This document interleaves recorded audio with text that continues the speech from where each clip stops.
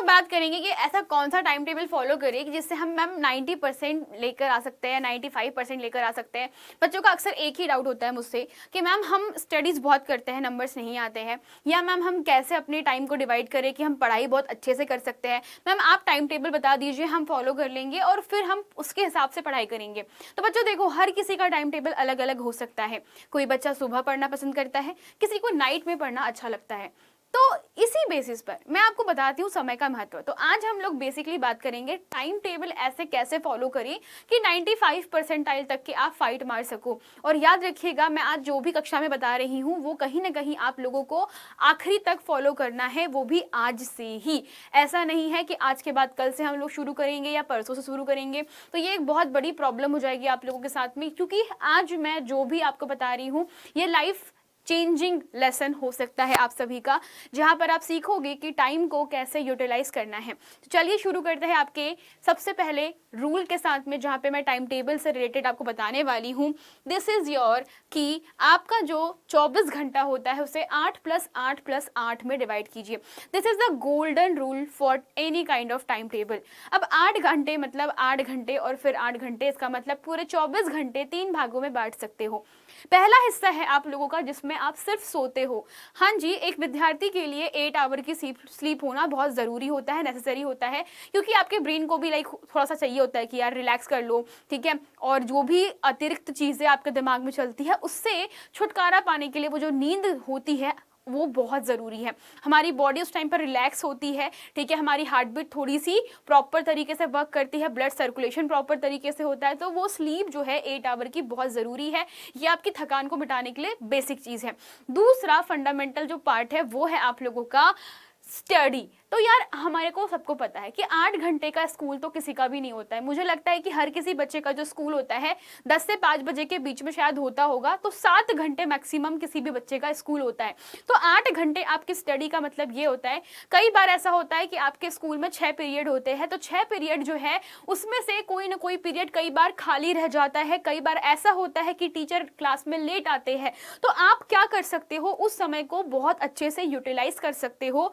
जिस समय शिक्षक आपकी कक्षा में उपस्थित नहीं है, आप उस समय अपना रिवीजन कीजिए, फंडामेंटल्स पढ़िए। जो आप लोगों को टीचर पढ़ाने वाले हैं उसके पहले जितना आपने पिछली कक्षा में पढ़ा था उसको फटाफट पन्ने पलटाकर पढ़ लीजिए। ये आपको बहुत ज़्यादा हेल्प करेगा। किस चीज़ के लिए? आपको लंबे समय तक चीज़ों को याद रखने के लिए। एंड द थर्ड वन, जो तीसरा 8 आवर है आपके, जो बाकी के बचे हुए 8 घंटे हैं, उसको आपको बांटना है आपके घर के काम में और अदर चीज़ों में। अब इसमें क्या क्या इंक्लूड है आपको बताती हूँ।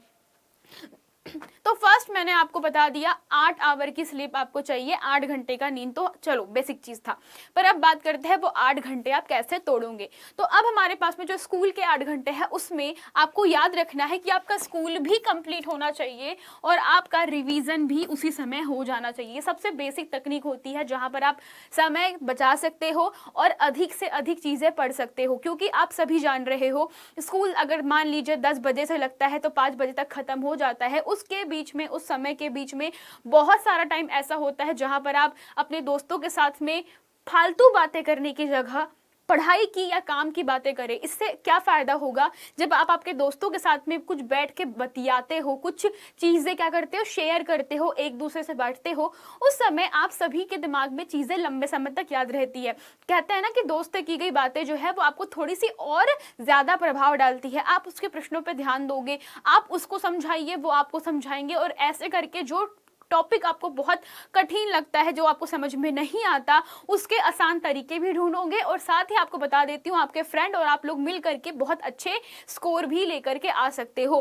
फिर आपको बता देती हूँ कि अगर मान लीजिए आप रिवीजन कर रहे हो तो अक्सर हम लोग रटते हैं, है ना। कोई भी चीज़ को खोला और हम क्या करने लगते हैं, बार बार दोहराने लगते हैं। बार बार दोहराने से आपको चीज़ें याद तो हो जाएगी, लेकिन वो आप एक लंबे समय तक के याद नहीं रखोगे और कहीं ना कहीं आप उसे भूलने लगते हो। तो आपको बार बार दोहरा करके रिवीजन नहीं करना है, रिवीजन करना है बाय प्रैक्टिस। प्रैक्टिस का मतलब बेटा दोहराना नहीं है, प्रैक्टिस का मतलब यह है कि आपको उस चीज को लिखना भी है, समझना भी है, पढ़ना भी है, याद भी करना है। ये 4 चीजें आप सभी को इसके अंदर डालनी होगी। तो प्रैक्टिस का मतलब सिर्फ दोहराना नहीं होता, प्रैक्टिस का मतलब आपका वहां पे समझना भी है, उस चीज को लिखना भी है और बार बार बार बार लिख के पढ़ के याद भी करना है, ठीक है। तो ये चीजें आपकी होती है 8 घंटे की, जिसमें आपका स्कूल प्लस रिवीजन आता है। नाउ अब बात करते हैं आपके बच्चे कुछ 8 घंटे की, ये जो कि बहुत महत्वपूर्ण है। अब आप सभी लोग देखिए कि हमारे 24 घंटे में से हम हमारा सबसे ज्यादा टाइम वेस्ट कहाँ पर करते हैं। या तो कोई बच्चा गेम खेल रहा होता है, या तो कोई बच्चा जो है जनरली गेम के अलावा क्रिकेट खेल रहा होगा, या फिर रील्स शॉर्ट्स ये सब देख रहा होता है, ठीक है। या तो वो खाने पीने में ध्यान देता है, या तो वो होमवर्क करता है। इसके अलावा मुझे नहीं लगता कि कोई भी बच्चा कुछ एक्स्ट्रा काम कर रहा होगा। अगर वो एक्स्ट्रा काम कर रहा है तो इट्स फाइन, बट अगर कोई बच्चा इनके अलावा कोई अलग काम नहीं कर रहा है तो बेटा ये आपके लिए सबसे बड़े घातक सिद्ध हो सकते हैं। ये 8 घंटे, यही 8 घंटे है जो आपको बर्बाद करने की कगार पे लेकर आ सकते हैं। क्योंकि अगर आपने इन 8 घंटों को अच्छे से यूटिलाइज नहीं किया तो आपका जो टाइम टेबल बना है वो पूरा का पूरा पानी हो जाएगा। क्यों, जरा जानिए।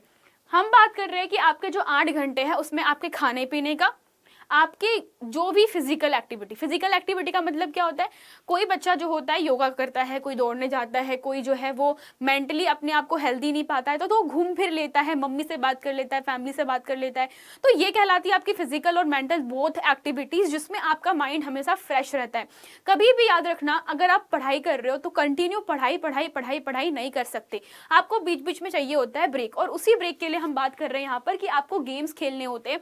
गेम्स मोबाइल फोन में नहीं खेलने, गेम्स आपको बाहर खेलने, अपने छोटे भाई बहन के साथ, अपने दोस्तों के साथ। एटलीस्ट आपको 1 या 2 घंटे गेम्स को देना ही है, इससे ज्यादा नहीं देना। याद रखना, मैंने बोला 1 या 2 घंटा बहुत होता है गेम्स के लिए, तो इससे ज्यादा आपको बिल्कुल भी ध्यान नहीं भटकाना है।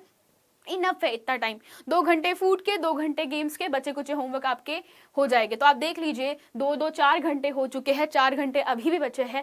तो अब इस समय में अपना होमवर्क, आपके दैनिक जो कार्य होते हैं जैसे कि वॉशरूम जाना, नहाना धोना, वो सब निपटा करके आपको यहाँ पे समय बचाना है और इस समय को अब अपने अतिरिक्त अभ्यास के लिए प्रयोग करना है। तो ये जो मैंने यहाँ पर होमवर्क लिखा है, ये जो टर्म है ये आपको बता रही है कि इस समय के अंदर आप क्या कर सकते हो, आप सभी अतिरिक्त अभ्यास कर सकते हो। और यही सबसे महत्वपूर्ण चीज है जो आप सभी के दिमाग में होनी चाहिए, ठीक है। और यही अतिरिक्त अभ्यास जो है ये आपको 95% दिला सकता है, याद रखिएगा। क्योंकि जब मैं विद्यार्थी थी आपके जैसे, हमेशा याद रखो, मुझे कोई कभी बोलने के लिए नहीं आया कि आप पढ़ाई करो। मुझे कभी किसी ने या फिर मेरे पेरेंट्स ने मुझे ये नहीं बोला कि बेटा पढ़ाई पढ़ाई पढ़ाई करो। वो सेंस मेरे में खुद में था, क्योंकि कहते हैं ना कि जहाँ चाह है वहाँ राह है। मुझे हमेशा से ये चीज़ थी कि अपने पापा का नाम रोशन करना है, उनको बहुत अच्छी जगह पर लेकर के जाना है, और वो चीज़ मुझे हमेशा मोटिवेट करती थी। और उसी चीज़ के पीछे भागते भागते मैं आज यहाँ पर आपके सामने खड़ी हूँ। तो कहीं ना कहीं आपको मोटिवेशन खुद से लाना है, अंदर से लेकर आना है। 10 लोग 10 बातें बोलेंगे, कुछ अच्छे बोलेंगे तो कुछ बुरी बातें बोलेंगे। आपको ये याद रखना है कि आपके लिए कौन सी बेनिफिशियल है, आपको कौन सी बातें जो है वो बेनिफिट दे सकती है, उन्हीं बातों पर ध्यान दीजिएगा। बाकी सभी की सभी बातें जो है वो बकवास है, ठीक है। इस सोच के साथ में आगे बढ़ना है। कोई आपको नकारा बोले, आपको बोले गधी है पढ़ने में, या कोई आपको बोले कि तुमसे ना हो पाएगा, तो इन सभी को किनारे कर दो। हमसे हो पाएगा या नहीं हो पाएगा वो हमारा भविष्य बताएगा। तो आप अपने भविष्य पर फोकस करने के लिए प्रेजेंट पर मेहनत कर लीजिए, और भरोसा कीजिए बच्चों, आप लोग जहां पर है उससे बहुत आगे जाओगे, ठीक है। तो इसी शुभकामना के साथ में मैं अपना आज का जो सेशन है इसको एंड करती हूँ। मिलेंगे हम लोग नेक्स्ट क्लास में, तब तक के लिए बाय बाय।